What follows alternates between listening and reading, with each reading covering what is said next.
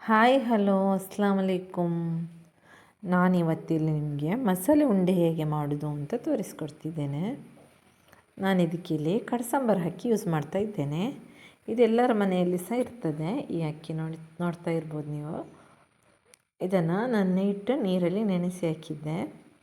Morning ಇದನ್ನು ಚೆಂದ ತೊಳೆದು ಗ್ರೈಂಡರಲ್ಲಿ ಹಾಕ್ಕೊಳ್ತಾ ಇದ್ದೇನೆ.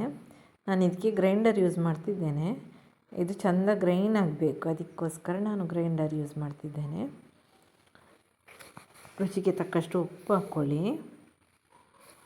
ನಿಮಗೆ ಮಾರ್ನಿಂಗ್ ಎದ್ದು ಯಾವ ಥರ ತಿಂಡಿ ಮಾಡೋದು ಅಂತ ಟೆನ್ಷನಲ್ಲಿ ಇರ್ತೀರ, ಇದನ್ನೊಮ್ಮೆ ನೀವು ಟ್ರೈ ಮಾಡಿ, ತುಂಬ ಒಳ್ಳೆಯದಾಗ್ತದೆ ಇದು. ಆಮೇಲೆ ವಿಡಿಯೋ ಇಷ್ಟ ಆದರೆ ನಿಮ್ಮ ಫ್ಯಾಮಿಲಿ ಫ್ರೆಂಡ್ಸಿಗೆಲ್ಲ ಶೇರ್ ಮಾಡಿ. ಹಾಗೂ ಚಾನಲನ್ನು ಸಬ್ಸ್ಕ್ರೈಬ್ ಮಾಡದವರು ಚಾನಲನ್ನು ಸಬ್ಸ್ಕ್ರೈಬ್ ಮಾಡಿ. ವಿಡಿಯೋ ಇಷ್ಟ ಆದರೆ ಲೈಕ್ ಮಾಡಿ. ಓಕೆ, ಇವಾಗ ಇದಕ್ಕೆ ಸ್ವಲ್ಪ ನೀರು ಹಾಕ್ಕೊಂಡು ಇದನ್ನು ಚೆಂದ ಗ್ರೈಂಡ್ ಮಾಡಿ.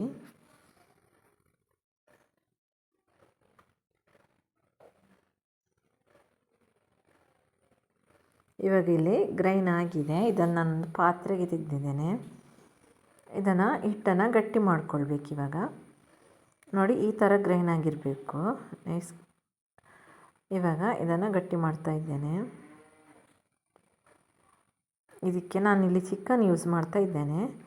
ನೋಡಿ, ಇಲ್ಲಿ ಚಿಕನ್ ಚಿಕ್ಕ ಚಿಕ್ಕ ಪೀಸಾಗಿ ಮಾಡಿಸಿದ್ದೇನೆ. ನೀವು ಶಾಪಲ್ಲಿ ಹೇಳಿದರೆ ಅವ್ರು ಮಾಡಿ ಕೊಡ್ತಾರೆ ಚಿಕ್ಕ ಪೀಸಾಗಿ. ಇವಾಗ ಇಲ್ಲೊಂದು ಪ್ಯಾನ್ಗೆ ಸ್ವಲ್ಪ ಆಯಿಲ್ ಹಾಕ್ಕೊಂಡು ಆಮೇಲೆ ಕರಿಬೇವಿನ ಸೊಪ್ಪು ಹಾಕ್ಕೊಳ್ಳಿ. ಅದು ಸ್ವಲ್ಪ ಕಾದ ನಂತರ ಅದಕ್ಕೆ ನಾನಿಲ್ಲಿ 3 ಆನಿಯನ್ ತೆಗೆದಿದ್ದೇನೆ. ನಿಮಗೆ ಒಂದು ವೇಳೆ ಮಸಾಲೆ ಜಾಸ್ತಿ ಬೇಕು ಅಂದರೆ ಜಾಸ್ತಿ ಸಹ ತೆಗಿಬೋದು. ನಿಮಗೆ ಎಷ್ಟು ತುಂಬ ಮಂದಿ ಇದ್ದೀರಾ ಅಂದರೆ ಸ್ವಲ್ಪ ಜಾಸ್ತಿ ಮಸಾಲೆ, ಇದಕ್ಕೆ ಮಸಾಲೆ ಜಾಸ್ತಿ ಬೇಕಾಗ್ತದೆ. ನಮಗೆ ಎಷ್ಟು ಸಾಕು ಅಂತ ನಾನು 3 ಆನಿಯನ್ ತೆಗೆದಿದ್ದೇನೆ. ಅದನ್ನು ಚೆಂದ ಕಟ್ ಮಾಡಿಕೊಂಡು ಪಾತ್ರೆಗೆ ಹಾಕ್ಕೊಳ್ಳಿ, ಪ್ಯಾನ್ಗೆ ಹಾಕ್ಕೊಳ್ಳಿ. ನಂತರ ಅದನ್ನು ಸ್ವಲ್ಪ ಚೆಂದ ಕಾಯಿಸಿ ಆಚೆ ಈಚೆ.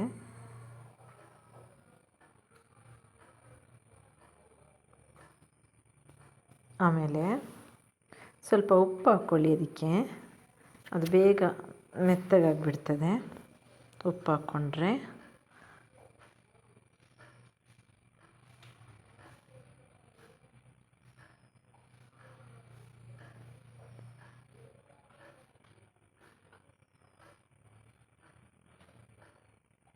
ಆಮೇಲೆ ಇಲ್ಲಿ ನಾನೊಂದು 3 ಗ್ರೀನ್ ಚಿಲ್ಲಿ ತೆಗೆದಿದ್ದೇನೆ.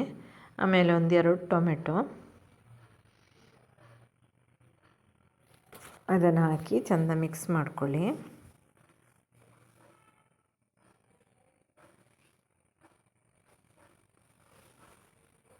ನಿಮಗೆ ಚಿಲ್ಲಿಯನ್ನು ಅದು ಮಸಾಲೆ ಮಾಡಿದ ನಂತರ ತೆಗೆದು ಸೈಡ್ಗೆ ಇಟ್ಬಿಡ್ಬೋದು. ಯಾಕಂದರೆ ಉಂಡೆಯಲ್ಲಿ ಸಿಕ್ಕಿದ್ರೆ ಒಮ್ಮೊಮ್ಮೆ ನಾವು ತಿಂತೇವಲ್ವ, ಖಾರ ಆದರೆ ಅದಕ್ಕೋಸ್ಕರ ಮತ್ತೆ ತೆಗಿಬೋದು. ಇವಾಗ ಇಲ್ಲಿ ನೋಡಿ, ನೀವು ನೋಡ್ತಾ ಇರ್ಬೋದು ಮಸಾಲೆ ಆಗಿದೆ ಸ್ವಲ್ಪ. ಒಂದು ವೇಳೆ ಟೊಮೆಟೊ ನಿಮಗೆ ದೊಡ್ಡದು ಅನಿಸಿದರೆ ಅದನ್ನು ಈ ಥರ ಪ್ರೆಸ್ ಮಾಡಿ, ಅದು ಇದಾಗ್ತದೆ, ಮೆತ್ತಗಾಗಿ ಬಿಡ್ತದೆ.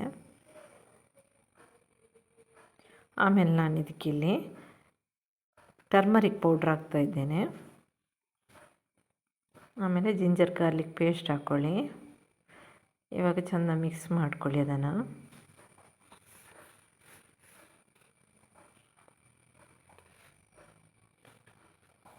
ನೀವಿಲ್ಲಿ ಯಾವುದು ಬೇಕಿದ್ದರೂ ತೆಗಿಬೋದು. ನಾನಿಲ್ಲಿ ಚಿಕನ್ ತೆಗೆದಿದ್ದೇನೆ. ನಿಮಗೆ ಏನಾದರೂ ಎಗ್ ಬೇಕಿದ್ದರೆ ಎಗ್ಗಲ್ಲಿ ಕೂಡ ಈ ಥರ ಮಾಡಲಿಕ್ಕೆ ಆಗ್ತದೆ. ನಾನು ಇನ್ನೊಂದು ವೀಡಿಯೋದಲ್ಲಿ ನಿಮಗೆ ತೋರಿಸ್ತೇನೆ ಹೇಗೆ ಅಂತ. ಇವಾಗ ನಾನಿಲ್ಲಿ ಚಿಕ್ಕ ಪೀಸಾಗಿ ಮಾಡಿರೋಂಥ ಚಿಕನನ್ನು ತೊಳೆದು ಇದಕ್ಕೆ ಹಾಕ್ತಾಯಿದ್ದೇನೆ.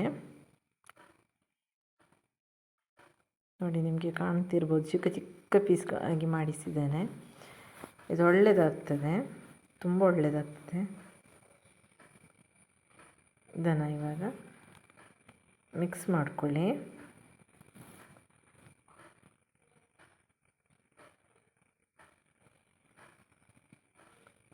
ಅದು ಸ್ವಲ್ಪ ಹೊತ್ತು ಬೇಯಲಿ. ಸ್ವಲ್ಪ ಮುಚ್ಚಳದಿಂದ ಮುಚ್ಚಿಕೊಂಡು ಸ್ವಲ್ಪ ಹೊತ್ತು ಬೇಯಿಸಿ ಅದು ಬೇಯ್ತದೆ ಬೇಗ. ಅಂದರೆ ಚಿಕ್ಕ ಪೀಸ್ ಅಲ್ವಾ, ಅದು ಬೇಗ ಬೇಯ್ತದೆ. ಇವಾಗ ನಾನಿಲ್ಲಿ ಗರಂ ಮಸಾಲೆ ಪೌಡ್ರನ್ನು ಹಾಕ್ತಾಯಿದ್ದೇನೆ, 1 ಟೇಬಲ್ ಸ್ಪೂನಷ್ಟು. ಆಮೇಲೆ ಮಿಕ್ಸ್ ಮಾಡ್ಕೊಳ್ಳಿ ಅದನ್ನು.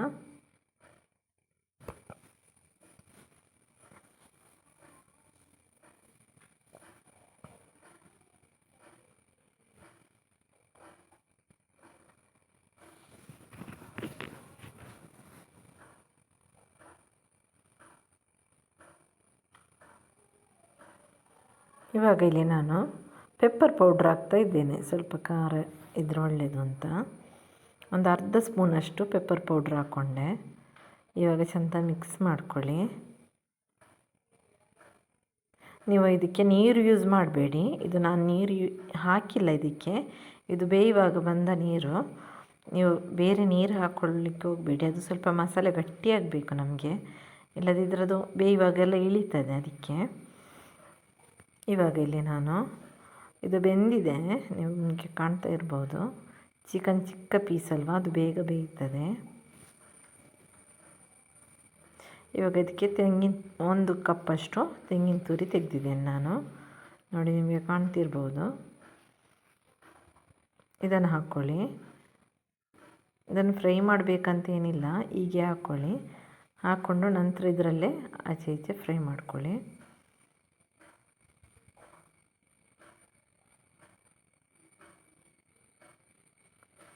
ಇವಾಗ ಇಲ್ಲಿ ಚಂದ ಫ್ರೈ ಆಚೆ ಈಚೆ ಮಿಕ್ಸ್ ಮಾಡ್ಕೊಳ್ಳಿ.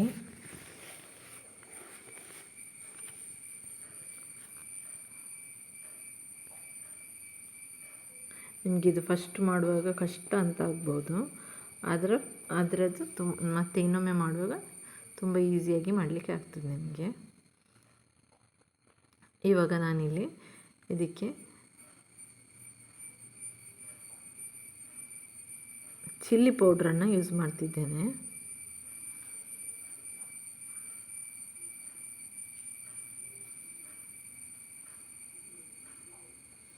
ನೋಡಿ ಇಲ್ಲಿ ಚಿಲ್ಲಿ ಪೌಡ್ರ್ ಹಾಕ್ಕೊಂಡೆ.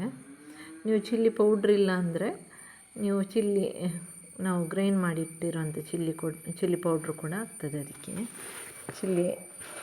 ಗ್ರೈಂಡ್ ಮಾಡಿರೋಂಥ ಚಿಲ್ಲಿ ಕೂಡ ಆಗ್ತದೆ.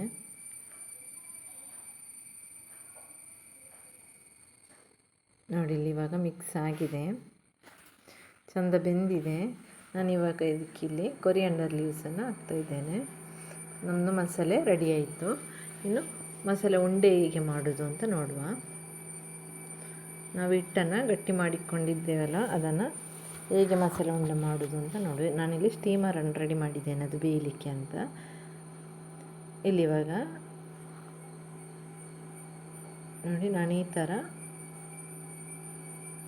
ಮಾಡಿ ಅದರ ಮಿಡ್ಲಿಗೆ ಮಸಾಲೆ ಹಾಕಿ ಬೇಯಲಿಕ್ಕಿಡುವ.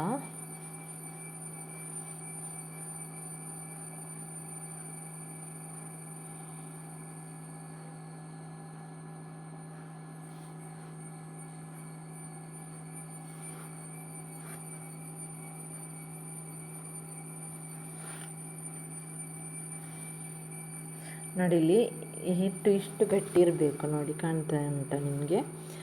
ಈ ಥರ ಮಾಡಿಕೊಂಡು ಹೋಲ್ಸ್ ಮಾಡಬೇಕು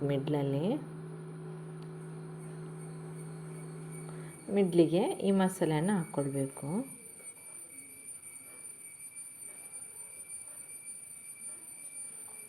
ಹಾಕ್ಕೊಂಡು ನಂತರ ಮೇಲಿಂದ ಹೀಗೆ ಕವರ್ ಮಾಡಿಕೊಳ್ಬೇಕು, ಹಿಟ್ಟಲ್ಲೇ ಕವರ್ ಮಾಡಿಕೊಳ್ಬೇಕು. ನೋಡಿ ಈ ಥರ ಮತ್ತು ರೌಂಡ್ ಮಾಡಿ ಅದನ್ನು ಸ್ಟೀಮರಲ್ಲಿ ಇಟ್ಟುಬಿಡಿ.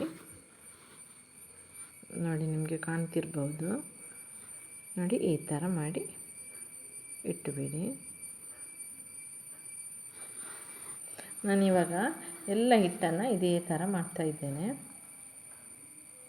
ಆ ಥರ ಮಾಡ್ಕೊಳ್ಳಿ. ನೋಡಿ ತೆಳುವಾಗಿ, ತುಂಬ ಗಟ್ಟಿ ದಪ್ಪ ಇರಬಾರ್ದು, ಸ್ವಲ್ಪ ತೆಳು ಮಾಡ್ಕೊಳ್ಳಿ.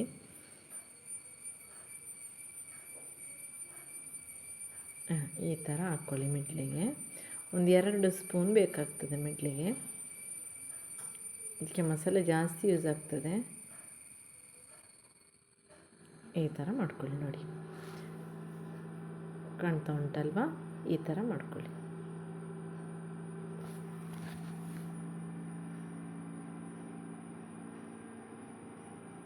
ನಾನಿವಾಗ ಇಲ್ಲಿ ಎಲ್ಲ ಹಿಟ್ಟನ್ನು ಇದೇ ಥರ ಮಾಡಿಟ್ಟಿದ್ದೇನೆ, ನಿಮಗೆ ಕಾಣ್ತಿರ್ಬೋದು.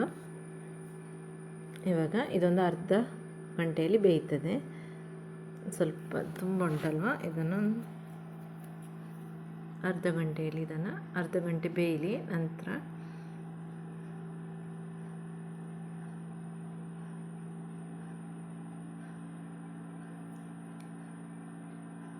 ಇವಾಗ ಇಲ್ಲಿ ಇದು ಬೆಂದಿದೆ, ಇದನ್ನು ತೆಗೆದು ನೋಡುವ ಹೇಗೆ ಆಗಿದೆ ಅಂತ.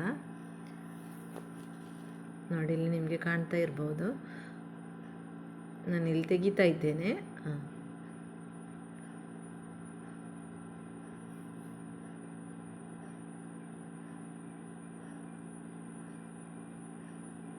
ಇವಾಗ ಇಲ್ಲಿ ನೀವು ನೋಡ್ತಾ ಇರ್ಬೋದು ನೋಡಿ, ಮಸಾಲೆ ಯಾವ ಥರ ಹೊರಗೆ ಏನು ಬರಲ್ಲ, ಗಟ್ಟಿ ಮಾಡ್ಕೊಳ್ಬೇಕು ಮಸಾಲೆಯನ್ನು, ಚೆಂದ ಬೇಯ್ತದೆ ಅದು. ನೋಡಿ ಈ ಥರ ಆಗಿದೆ ನೋಡಿ. ನೋಡಿ ಈ ಥರ ಇದಕ್ಕೆ ಇದು ಒಳ್ಳೆಯದಾಗ್ತದೆ ತುಂಬ ತಿನ್ನಲಿಕ್ಕೆ. ಅದು ಬೇಯ್ತದಲ್ಲ ಅದರೊಟ್ಟಿಗೆ ಚೆಂದ ಆಗ್ತದೆ ತಿನ್ನಲಿಕ್ಕೆ. ನೋಡಿ ಈ ಥರ ಆಗಿದೆ. ನೀವು ಸಹ ಒಮ್ಮೆ ಈ ಥರ ಮಾಡಿ ಹೇಗೆ ಆಗಿದೆ ಅಂತ ಹೇಳಿ. Thank you for watching.